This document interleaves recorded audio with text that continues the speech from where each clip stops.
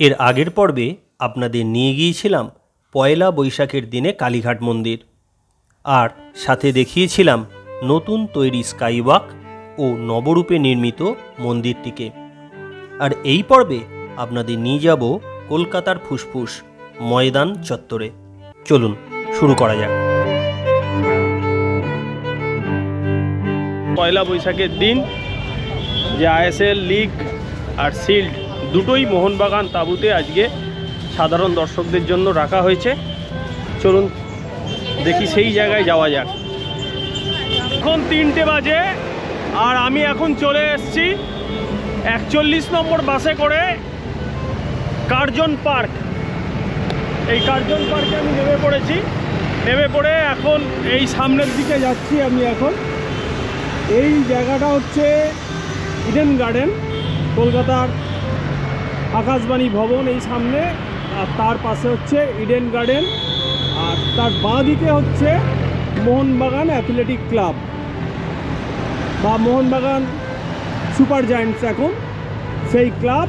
সেখানে এখন আইএসএলের ট্রফি রাখা আছে, সেই ট্রফি আমি এখন দেখতে যাব। দারুণ একটা অনুভূতি আজকে পয়লা বৈশাখের দিন। দুটোই মানে বাঙালির গর্ব।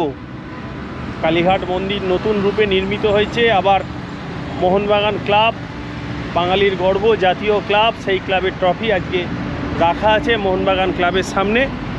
তাই আমি সেটাকে এক্সপ্লোর করতে যাচ্ছি, দেখতে যাচ্ছি এবং আপনাদেরকেও দেখাতে যাচ্ছি। এসে গেছি প্রায় মোহনবাগান ক্লাবের সামনে।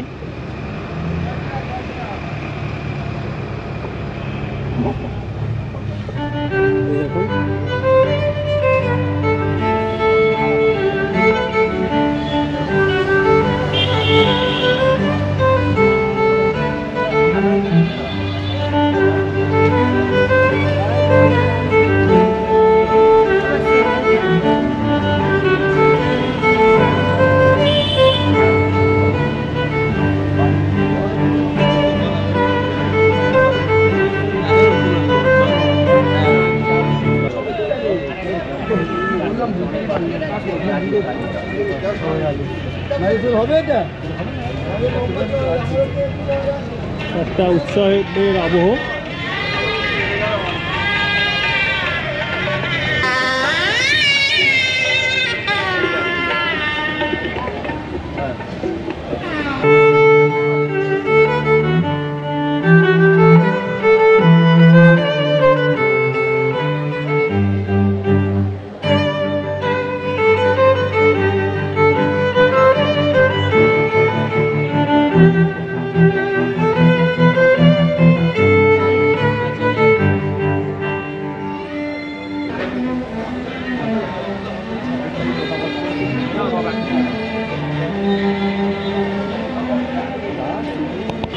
এই সেই ট্রফি আর শিল্ড দুটোই আমার সামনে রাখা আছে, দেখছেন।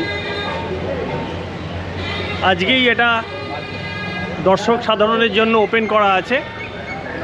আপনারা যদি আসতে চান আজকে দেখে যেতে পারেন। এই দুটো জিনিসই এবারে গর্বিত বাঙালি আমরা, যে আমরা আমাদের এই রাজ্যের ক্লাব দুটোই একসাথে জিতেছে।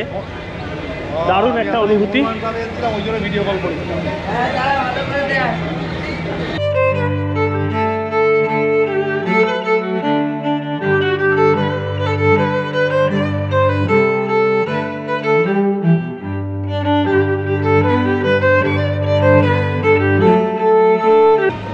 একবার সবাই মিলে বলুন না, জয় মোহনবাগান বলুন না।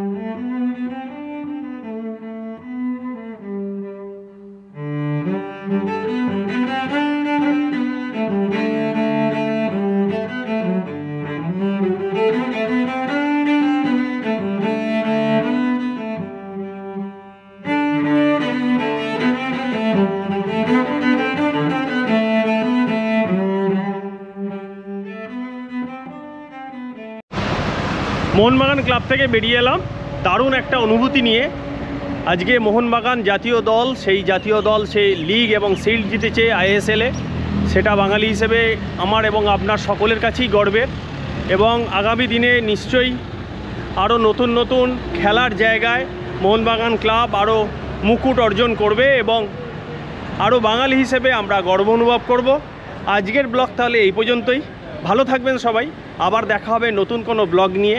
আর যদি আজকের ভিডিওটা ভালো লাগে তাহলে অবশ্যই চ্যানেলটাকে সাবস্ক্রাইব করবেন আর একটুখানি লাইক করে দেবেন। পারলে আপনার বন্ধুবান্ধবদের মধ্যে এই ভিডিওটিকে শেয়ার করবেন। ভালো থাকবেন সবাই। আজকে পয়লা বৈশাখের দিনে আবার সবাইকে নমস্কার জানিয়ে আমি আমার এই ভিডিও শেষ করলাম। টাটা।